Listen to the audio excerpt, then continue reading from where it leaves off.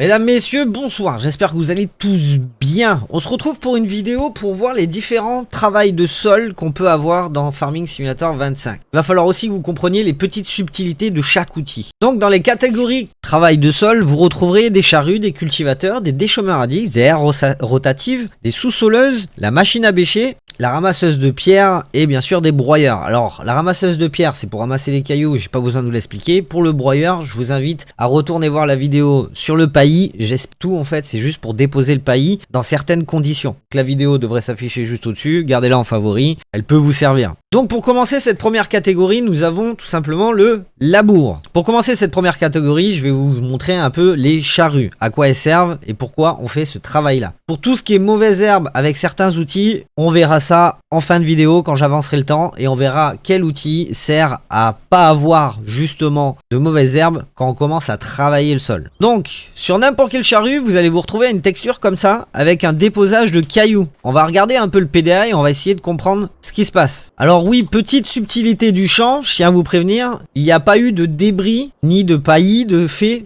dessus. Il y a besoin de chaud, mais on n'avait pas forcément besoin de labourer, mais pour le bien de ce tuto, de toute façon, ça changera pas grand chose. Donc, nous sommes sur cette première ligne, et j'ai désactivé tout simplement les travails qui me servaient à rien, pour vous expliquer. Donc là, on est en état labouré avec une charrue. Et comme vous le voyez, ça a déposé des cailloux de texture jaune. Ça veut dire que quand ils sont jaunes, vous allez pouvoir simplement avec un rouleau les enfouir dans le sol. C'est quand elles sont rouges qu'il va falloir les ramasser avec la ramasseuse à cailloux. Dans la catégorie cultivateur, vous allez vous retrouver avec des cultivateurs mais aussi des déchômeurs. Attention, ça fait pas le même travail. On va regarder dans le champ, c'est quoi la différence. Donc là, nous avons un cultivateur, d'accord, qui nous fait un état comme ça du sol et qui a un relevage de cailloux. Ici, nous avons un déchômeur qui nous fait un état comme ça, mais qui n'a pas de remontée de cailloux. Donc, si on regarde en premier, bien sûr, le cultivateur, vous voyez qu'il vous fait un état de sol travaillé. Si on prend, bien sûr, le déchômeur, il nous fait un état de sol labour superficiel. Si on regarde du côté des pierres, on se rend compte que le cultivateur nous a levé des pierres jaunes qui seront enfouies avec, bien sûr, le rouleau, mais que le déchômeur nous n'en a pas fait. Dans la catégorie déchômeur à disque, herse rotative, donc les deux qui sont ici, vous vous rendrez compte que vous avez la même texture de sol, qui est exactement pareil, que si on regarde la composition du sol, c'est toujours un labour superficiel aussi. Si on regarde les pierres, elles ne vous donnent tout simplement pas de remontée de pierre. Donc dans la catégorie déchômeur, vous allez retrouver bien sûr tout ça. Dans la catégorie herse rotative, vous trouverez tout ça. Et là, vous allez me dire, attends Schizo, je comprends pas, pourquoi on a plusieurs outils pour faire exactement la même chose. En fait, ça va être la puissance du tracteur qui va changer et aussi l'outil de travail et sa vitesse. Si je veux vous prendre un exemple tout bête, comme vous voyez à ma gauche, qui était là où il y avait ma caméra, je suis à 10 km/h avec un déchômeur à disque. Si je prends une herse rotative, n'importe laquelle, je serai à 12 km/h. Donc le déchômeur à disque vous servira à travailler plus vite pour avoir la même texture qu'une herse rotative. Sauf que la herse rotative à la base est prévue pour mettre en combiné avec des semoirs. Par exemple le Kuhn, si je fais combinaison en bas, je vais me retrouver avec le Vanta 40-30. Bien sûr, c'est pas tout qui est combinable. Vous voyez ici, on n'a pas de combiné avec. Pour petite information, il n'y a que le HR 40-40 et le Credo 3 qui a un combiné semoir avec. Ça vous fera le même travail en moins rapide qu'un déchômeur. La petite exception près sur un déchômeur à disque qu'on a, c'est le Van der Stade qui tourne lui à 17 km/h au lieu de 18. Je vous avais pas donné pour les cultivateurs, je reviens un peu dessus rapidement, mais tous les cultivateurs tournent à 15 km/h et les déchômeurs aussi. Alors regardez, là c'est une catégorie déchômeur, je suis à 15 km/h aussi. Ici c'est un cultivateur, je suis à 15 km/h aussi. Passons à la catégorie suivante,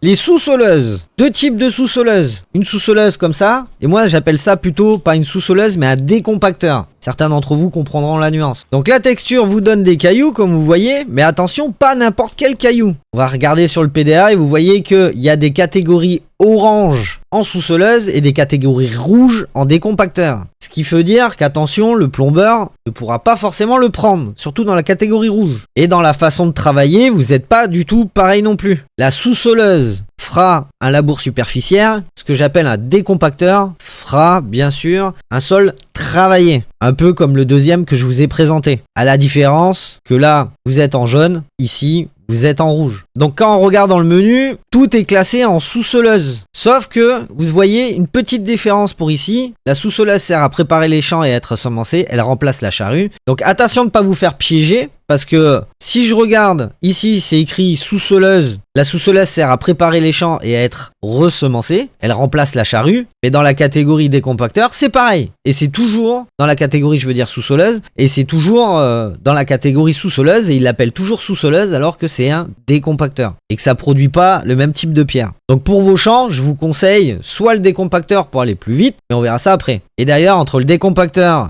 et la sous-soleuse, vous n'avez pas de vitesse de différente. C'est 12 km/h aussi.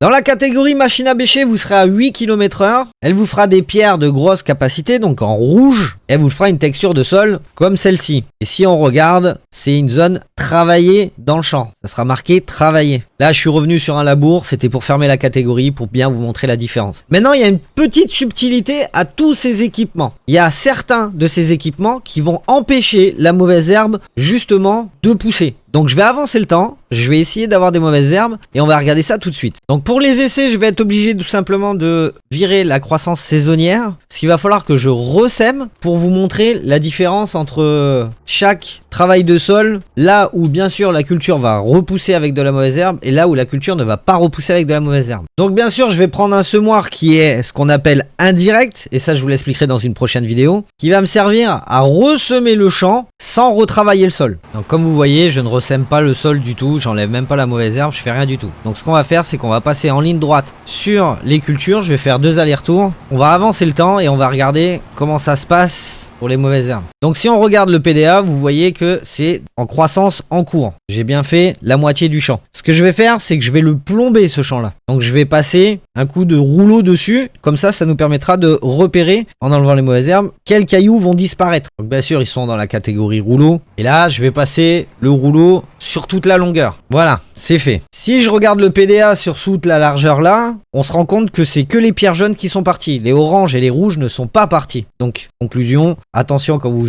avez certains outils qui vous sortent des pierres, que ce soit rouge ou orange, il va falloir simplement les ramasser. On va avancer le temps pour voir à quel moment la mauvaise herbe va spawner. Donc là, j'avais oublié, j'avais mis sur pause. Donc j'avais fait une petite erreur dans le réglage, la croissance saisonnière, je l'avais mis sur pause au lieu de mettre sur non. Le labour périodique, j'avais oublié de le mettre sur oui aussi. Pas grave, j'ai refait, j'ai recommencé. Pour ceux qui auront vu le détail quand j'ai montré, et là vous voyez, l'herbe a bien sûr commencé à apparaître. Donc en conclusion, avec la charrue, comme vous voyez, il n'y a pas de mauvaise herbe. Avec le déchômeur et cultivateur, on a de la mauvaise herbe qui arrive très rapidement. Beaucoup moins rapidement quand on est bien sûr en cultivateur par rapport au déchômeur. Quand on est en déchômeur à disque, eh ben, même sanction. Quand on est à herse rotative, même sanction aussi. Quand on est à la sous-soleuse, même sanction aussi. Quand on est au déchômeur, exactement pareil. La machine à bêcher, même résultat. Et on revient sur le labour. Vous voyez qu'il n'y a pas de mauvaise herbe. Donc en conclusion, si je regarde un peu mon tableau, il n'y a que, bien sûr, le labour qui empêche la mauvaise herbe de pousser. Il n'y a que 3 catégories qui ralentit la pousse. Ce qui vous permettra de passer la houe ou la sarcleuse. Et ça, on le verra dans une prochaine vidéo, la différence entre la houe, la sarcleuse et supprimer complètement les mauvaises herbes avec l'herbicide. Donc voilà, j'espère que ce tuto vous aura fait plaisir. N'hésitez pas à mettre un petit j'aime, à commenter. Bien sûr, dans la section commentaires, mettez-la en enregistré parce que ça va être dur à intégrer l'information. Et bien sûr, on se retrouvera pour la sarcleuse et la houe juste après pour les mauvaises herbes. Et derrière, vous aurez aussi le 100% rendement dans un champ. N'hésitez pas à mettre un petit j'aime. On se dit à la prochaine avec Schizo. Ciao, bonsoir. Ciao, ciao.